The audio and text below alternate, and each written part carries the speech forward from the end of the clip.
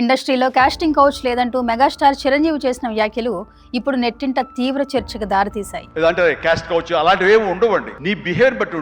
Cinema రంగంలో commitment ఇస్తే గాని అవకాశాలు దక్కవని, దానితో పాటు పైకి ఎదగాలంటే అడుగడుగున ఎన్నో ఇబ్బందులు పడక తప్పదని తరచూ చాలా మంది నటీమణులు చెప్పడాన్ని మనం చూసాం. ఇప్పుడు మరోమారు కాస్టింగ్ కౌచ్ తేనె తుట్టను చిరంజీవి కదిపారు. దానితో గాయని చిన్మయితో సహా పలువురు రియాక్ట్ అవుతున్నారు. మన శంకర వరప్రసాద్ సక్సెస్ మీట్ సందర్భంగా మెగాస్టార్ చిరంజీవి ఈ ప్రస్తావన చేశారు. తెలుగు ఫిల్మ్ ఇండస్ట్రీ చాలా గొప్పదని, ఇందులో రాణించాలంటే హార్డ్ వర్క్ ఒక్కటే మార్గమని అన్నారు మెగాస్టార్ చిరంజీవి. టాలెంట్ ఉన్న వాళ్లంతా ఇండస్ట్రీలో మంచి సక్సెస్ సాధించారని గుర్తు చేశారు. సినీ పరిశ్రమ ఓ అద్దం లాంటిదని, మన స్వభావం, ఆలోచన, వ్యక్తిత్వం ఎలా ఉంటుందో అలానే రిజల్ట్ కూడా కనిపిస్తుందని చెప్పారు చిరంజీవి. ఓ యాటిట్యూడ్తో ఉంటే రిజల్ట్ కూడా అంతంత మాత్రంగానే ఉంటుంది. ఎవరైనా ఇండస్ట్రీలో రాణించాలంటే ఎంకరేజ్ చేయాలి అన్నారు. సినీ పరిశ్రమలో మహిళలు రాణించాలంటే ఒక్క టాలెంట్ ఉంటే సరిపోతుందా? అవకాశాలు వాటంతట అవే వచ్చే పరిస్థితి ఉంటుందా అన్న చర్చ ఇప్పుడు సాగుతుంది. మీటూ మూవ్మెంట్ సమయంలో సినీ పరిశ్రమలో వివిధ విభాగాల్లో పనిచేసే నటీమణులు, సింగర్లు, డాన్సర్లు తమ చేదు అనుభవాలను చెప్పుకొచ్చారు. అప్పటి నుంచి ఇప్పటి వరకు ఎన్నో సందర్భాల్లో పరిశ్రమలో తాము ఎదుర్కొంటున్న కాస్టింగ్ కౌచ్ అనుభవాలను బయట పెడుతూనే ఉన్నారు. చిరంజీవి తన ప్రసంగంలో ఇంకా ఇలా చెప్పారు: ఇక్కడ నెగిటివ్ పీపుల్ ఉన్నారు, రాణించలేదు, చేదు అనుభవాలు జరిగాయంటే అది వారి తప్పిదమే అని నేను నమ్ముతున్నా. సీరియస్గా ఉంటే ఏ ఒక్కరూ అడ్వాంటేజ్ తీసుకునేందుకు ప్రయత్నం చేయరు. కాస్టింగ్ కౌచ్ అలాంటివేం ఉండవు. మీ బిహేవియర్ బట్టి అంతా ఉంటుంది.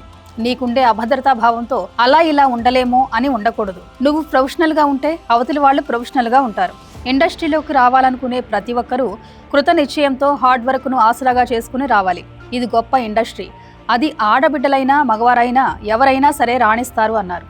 మహిళలకు అవకాశాలు పుష్కలంగా లభిస్తాయని, ప్రోత్సాహం దొరుకుతుందని ఒక సదుద్దేశంతో చిరంజీవి వ్యాఖ్యానించిన అందులో ఉండే చీకటి కోణాల గురించి చర్చ మళ్లీ మొదలైంది. కాస్టింగ్ కౌచ్ అనేది అదుపులో లేని సమస్య. కమిట్మెంట్ కు నో చెబితే రోల్స్ ఇవ్వరని సింగర్ చిన్మయి మరోసారి తెగేసి చెప్పింది. చిరంజీవి జనరేషన్ లో మహిళా ఆర్టిస్టులను గౌరవించేవారు. ఇండస్ట్రీ మిర్రర్ లాంటిది కాదు. లిరిసిస్ట్ వైరముత్తు నన్ను వేధించాడు, వేధించమని నేను అడగలేదు. అతను నన్ను వేధించేటప్పుడు పక్కనే అతని తల్లి కూడా ఉంది అని ట్వీట్ చేశారు. తల్లి పక్కనే ఉన్న మగవారి బుద్ధి మారదు.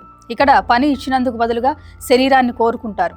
అలాంటి పురుషుల ఆలోచన ధోరణే పెద్ద సమస్య అంటూ చిన్మయి చేసిన ట్వీట్ బాగా వైరల్ అవుతుంది. తెలుగు చిత్ర పరిశ్రమలో కాస్టింగ్ కౌచ్ గురించి మొదట గళమెత్తిన నటి శ్రీరెడ్డి. ఆమె పలువురు ప్రముఖ హీరోలు, దర్శకులు మరియు నిర్మాతల పేర్లను బయటపెట్టి సంచలనం సృష్టించారు. ముఖ్యంగా ఒక ప్రముఖ హీరో తమ్ముడు, నిర్మాత కుమారుడిపై ఆమె నేరుగా ఆరోపణలు చేశారు. అంతేకాదు, తెలుగు సినీ రంగంలో లైంగిక, ఆర్థిక దోపిడీ అంశంపై సోమాజిగూడ ప్రెస్ క్లబ్లో నిర్వహించిన బహిరంగ చర్చా సమావేశం సందర్భంగా ఆమె చేసిన వ్యాఖ్యలు సంచలనం సృష్టించాయి. ఫిల్మ్ నగర్ని ఫిల్మ్ నగర్ అనాలో లేదంటే రెడ్ లైట్ ఏరియా అని పిలవాలో తనకు అర్థం కావడం లేదని వివాదాస్పద వ్యాఖ్యలు చేశారు. ఫిల్మ్ నగర్లోని అన్ని ఆఫీసులు బ్రోతల హౌసులు అయిపోయాయని, 6 దాటితే వారి విచ్చలవిడి చేష్టలకు అంతం లేదని ఆరోపించారు. సంచలన నటి రాధికా ఆప్టే ఓ స్టార్ హీరో పైన కాస్టింగ్ కౌచ్ ఆరోపణలు చేశారు. టాలీవుడ్ లో ప్రముఖ హీరోతో నటించేటప్పుడు చెడు అనుభవం ఎదురైందని, తనతో పెద్దగా పరిచయం లేకపోయినా ఎలివేటర్లో వెళుతున్నప్పుడు అసభ్యకర వ్యాఖ్యలు చేశారని పేర్కొంది. ఎప్పుడైనా మీ బ్యాగ్ దురద పెడితే నన్ను పిలవండి, నేను మీ రూముకు వచ్చి రుద్దుతా అని వ్యాఖ్యానించాడని, తాను వ్యాట్ అని సీరియస్ గా చూస్తే ఆ ముసలి హీరో గుడ్ నైట్ అని చెప్పి వెళ్లిపోయాడని పేర్కొంది. ఆమె హీరో పేరు బయటకు పెట్టకపోయినా దీనిపైన చాలా చర్చ జరిగింది. తమ హీరో వ్యతిరేక వర్గం వారు ఈ దుష్ప్రచారం చేశారని ఆయన అభిమానులు వాపోయారు. 5-6 నెలల క్రితం ఆమె మళ్లీ ఈ వ్యాఖ్యలు చేసి కలకలం రేపారు.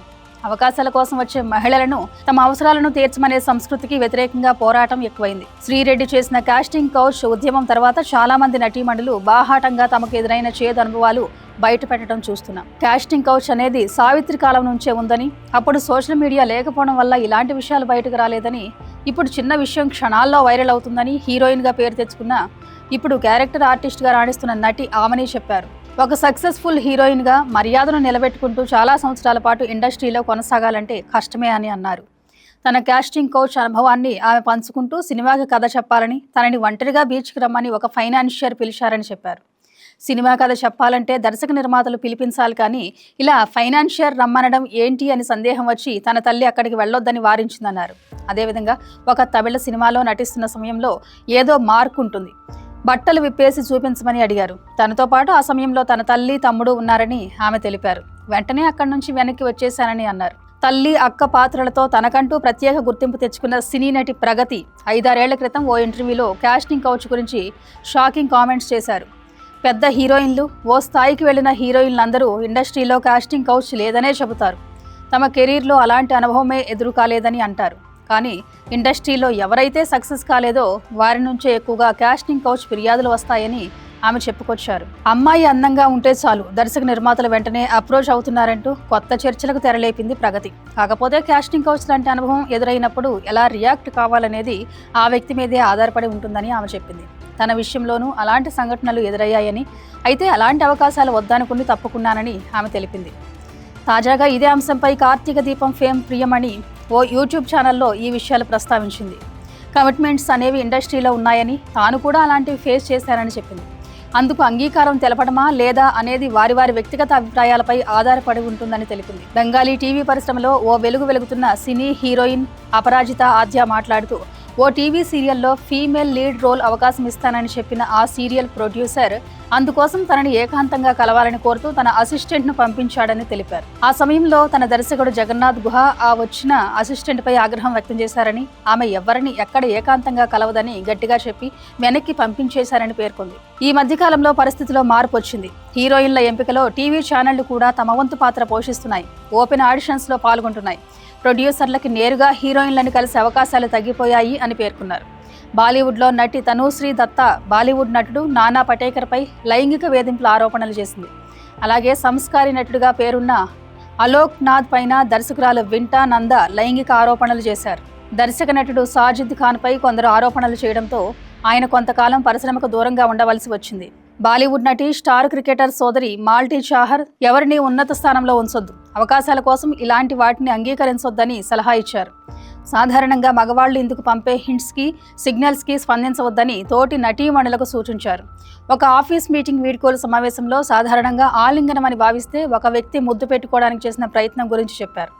అలాగే ఓ దక్షిణాది నిర్మాత హోటల్ రూమ్ గది నెంబర్ ఇచ్చాడని, అది ఎందుకో అర్థం కానట్టు నటించి దాని నుంచి తప్పించుకున్నానని చెప్పారు. కొంతమంది సోషల్ మీడియాలో వైరల్ కావడానికి ఇలాంటి ప్రయత్నాలు చేస్తారు.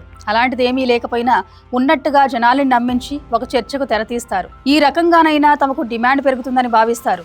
మరికొంతమంది అవకాశాలు చేజారిపోతాయేమోనన్న ఆరాటం వల్ల కావచ్చు, లేదా వడివడిగా ఎదిగిపోవాలన్న ఆశ వల్ల కావచ్చు, ఇష్టపూర్వకంగా ఇందుకు సిద్ధపడతారు. ఆ తర్వాత ఏవో కారణాల వల్ల వ్యవహారం చెడి రోడ్డెక్కుతారు, వివాదాలు చేస్తారు.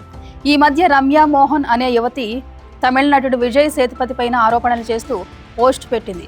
తనకు తెలిసిన ఓ యువతికి జరిగిన అన్యాయం గురించి వివరిస్తూ అందుకు కారణం విజయ్ సేతుపతి అని ఆరోపించింది. క్యారవాన్ పేపర్ కోసం 2 లక్షలు, డ్రైవ్స్ కోసం 50,000 ఆఫర్ చేశాడు. చాలా కాలంగా ఇలా వేధించాడు. ఇప్పుడు ఆ యువతి రీహాబిలిటేషన్ సెంటర్లో ఉంటోందని ఆరోపణలు చేసింది. ట్వీట్లను కొద్దిసేపటికే ఆమె తొలగించినా అప్పటికే అవి వైరల్ అయ్యాయి. దీనిపై Vijay Sethupathi team cyber crime పోలీసులకు ఫిర్యాదు చేశారు. ఆ యువతి చేసిన ఆరోపణలతో నా కుటుంబం, సన్నిహితులు చాలా కలత చెందారు. చిత్ర పరిశ్రమలోని వారే కాదు, దూరం నుంచి చూసిన వారు కూడా ఇదంతా విన్న తర్వాత నవ్వుకుంటారు. సోషల్ మీడియాలో గుర్తింపు కోసమే ఇలాంటివి చేస్తుందని ఆరోపించారు. రేస్ గుర్రం సినిమాలో నటించిన నేను కూడా కాస్టింగ్ కౌచ్ బాధితుడిని అంటూ రవికిషన్ కీలక కామెంట్లు చేశారు. అప్పట్లో ఓ మహిళ నా వద్దకు వచ్చి ఈ రాత్రి మనం కాఫీకి వెళదామని అడిగింది. నాకెందుకో అనుమానం వచ్చి సున్నితంగా తిరస్కరించి అన్నారు.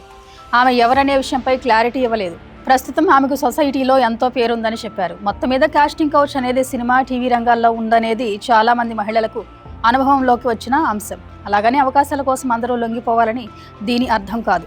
సామాజిక నిచ్చెనలో గబగబా పైకెదిగిపోవాలని తాపత్రయంతో అడ్డుదారులు తొక్కకుండా శ్రమనే నమ్ముకుంటూ కొంచెం ఆలస్యం అవుతుందేమో కానీ అవకాశాలు మాత్రం ఖచ్చితంగా వచ్చి పడతాయి.